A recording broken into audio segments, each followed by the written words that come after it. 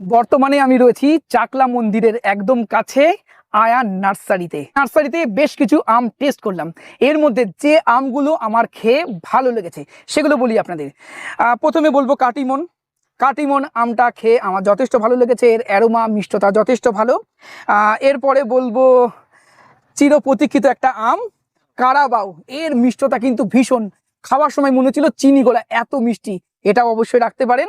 এরপরে আমরা আরও আম টেস্ট করেছি মিয়াজাকি, এর মিষ্টতা এভারেজ, অ্যারোমাটা সুন্দর, কালারটা তো অবশ্যই ভীষণ ভালো। এটা এর সাথে আমরা টেস্ট করেছিলাম এটা টমি অ্যাটকিন্স, এটা আমার এভারেজ লেগেছে, খুব হাইফাই এটা লাগেনি।